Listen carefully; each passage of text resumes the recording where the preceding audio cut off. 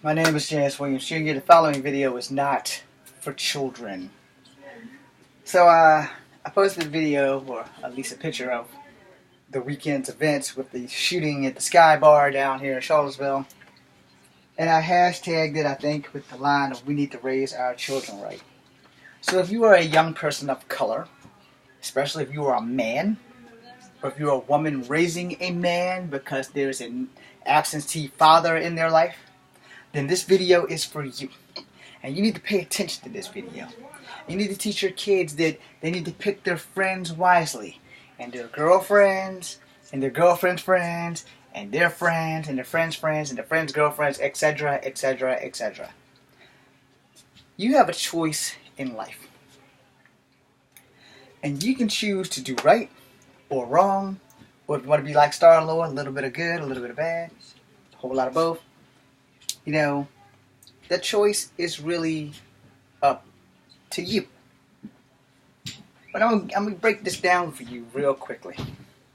My parents got a divorce when I was 6 years old. And though my father did not live in the same city, I got to see him most of the summers of my life, and God rest his soul, he didn't raise me to be a fucking idiot. Okay? My mom was a single mom of 7. She's still here, thank God. And she did not raise me to be an idiot. Any of my friends can tell you, while they were all playing football, I was busting my ass washing suds and dishes and shit in my high school jobs. I was being called chief because of my Native American heritage. For 3 years, while all my friends were out having fun, I was busting my ass to pay for my car. Because nothing was ever given to me. I've had to bust my ass for everything I have. We have to teach our young children, specifically young black men, focus. You need to focus. You need to learn how to focus. You need to pick your friends and your actions wisely. Or you need to be man enough to deal with the consequences of a choice. Okay? And I say this lovingly because a lot of us are not raising our young men to be men. You got to pick your role models. Don't pick me. Because I'm an honest person. I'm an asshole when it comes to the truth. I like to tell it. And I'm going to tell you, if you're going to pick a role model that has a future. Pick a role model that's worthy of your time. There's nothing wrong with listening to certain types of music. There's nothing wrong with living a certain lifestyle. And by that, I don't mean the gangster life. I mean that to the LBGTQ and whatever other letter comes behind that community. The choices you make now will affect your future and to the end of time. I have never been in jail. I used to say I've never been arrested, but I found out when I went to the Army that I've been arrested about 13 times. Maybe 15 times. Because I've had about 15 speeding tickets, which means I've been arrested. I've had some maybe 2 or 3 bad experiences with cops. But if you talk to cops respectfully, and if you treat cops like they're human beings, they'll treat you the same. But if you want to be a badass, they're going to extenuate their badassness. And both of those are double negatives. Because you can't get nothing done if you bludgeon your fucking suspect to death. And you can't get nothing done if you're the suspect and you get knocked out cold because you didn't invoke your 5th Amendment right, which reads to shut the fuck up. We had a shootout over the weekend in the Sky Fall Bar. I don't go out, so I don't know what the fuck that is. No. I haven't really ever been in a bar fight in my life. I've been lucky enough to avoid them. But that's also because I know when I go into a bar, I'm the smallest guy in the bar, which means I'm the biggest target. I didn't take Kung Fu to lay there and take an ass whooping. I didn't go to the military to become lethal to lay there and take an ass whooping. Now, I'm not saying I can't be beat, because anybody can get lucky on any given day, and if they catch you right, you're going to sleep, or you're going to the morgue. This young man made a very idiotic decision. This young man is 18 years old. And Mr. Brown, nothing I can say right now can save your ass from the clusterfuck that you got yourself into.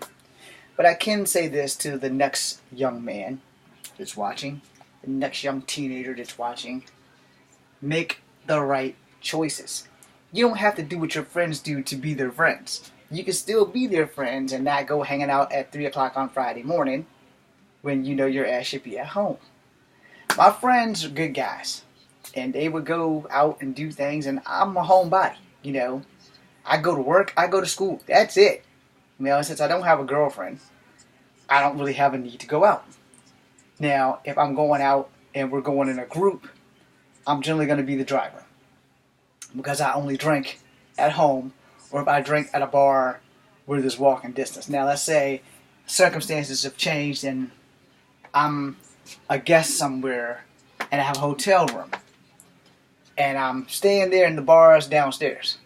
Then I can drink to my heart content because I'm going back upstairs to my hotel room, probably by myself because I'm ugly and no girl's really going to give me a second look. But I'm going to go into that hotel room. I'm going to put my key in and I'm going to collapse on that damn bed. Simple as that. I drink till I get my buzz. I go home. I don't drink to get shit-faced drunk. I'm in complete control of my synaptics because I am more dangerous drunk than I am sober. Because I won't have control then. We can choose to make the right choice.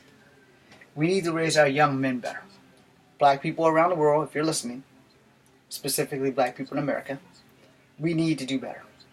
We need to make our children better. We need to teach our young men the whole point of being a man, how to be a man, and what decisions that a man should make versus what decisions that a man goes from being a man to becoming a thug to becoming a jailbird for life. Influence is everything. Find somebody positive to look up to. I'm not saying that none of the gangster raps of my era aren't positive. I looked up to Ice-T. His most famous song that I remember was Cop Killer, which is ironic because he plays a cop on my favorite police show, Law and Order, SVU, or SUV, SV something or another. I looked up to Ghetto Boys. I looked up to Kumo D. I looked up to LL Cool J. Of course, LL was more of my favorite because he didn't do gangster rap. And he's an original OG when it comes to rap. You know, he's always, I've never heard a negative song from LL Cool J except for when him and Kumo D had their rivalry. Other than that, you know, I looked up to guys that did more positive stuff or more messages in their rap besides killing people. I listened to Public Enemy. I always loved Chuck D and Flavor Flav. Now I listened to Sister Soldier. I listened to all those guys. I listened to the people who said Mr. Window. I don't remember how the hell the name of the group is. I listened to the Black Eyed Peas. I looked at the El Del Sol, some group. The guy had a big afro. That's the best I can give you. He had really good glasses on. I listened to Humpty Hump. You know, and I listened to a fuck ton of rock and roll music. From Metallica, AC/DC, Red Hot Chili Peppers, Guns N' Roses, Van Halen. You name it, if it was a rock group, I listened to it because I actually like rock and roll music more than I like other music. I've made a lot of great choices in life, and I've had a horrible life. But I'm free. I've been handcuffed twice for doing good deeds. I had one judge make me not pay a parking ticket or speeding ticket or whatever it was because the officer that gave me the ticket had given like 7 or 8 other people of color a ticket, and the judge only needed one person to say something. And I was scared, and what I told the judge that day, which is how I got off, I don't know what happened, but it was a white cop and I'm not white. And the judge says, why you don't want to fight the ticket? And I told him, because he's white, I'm black, he's right, I'm wrong. Let me pay the ticket so I can go home. It sounded a lot better in court because it was more like, he's white and he's right, I'm black and I'm wrong. I said it totally different. Both times I haven't been able to regurgitate what I said when I was in my 20s when this shit actually happened. But it was like a love song of how I said it. And the judge said, son, that's all I needed. For you to point out the fact that this man was a white man who gave you a ticket because you were colored. I said, well, he also thought I was a girl. So that was that, because he let me get 2 blocks before he got me the ticket. That's not here or there. But the reason I brought that up was because of this young man's stupid decision to do something out of the Thug Life magazine in his life, instead of doing something from National Geographic and just go home. This idiot, high or drunk, decides he wants to shoot up the damn bar. Now he forgot that we just had a race rally 2 years ago, and we're still trying to recover from that over some damn statues. We need to raise our children better. We need to get that thug mentality out of their head. We need to get them on positive people. Let your kids watch Power Rangers or something. You know, something that's going to influence them to do the right thing. You know, we need more black writers, more black actors, teaching kids that we're not always the bad guys. You know, and until we can do that, we're going to have problems for life.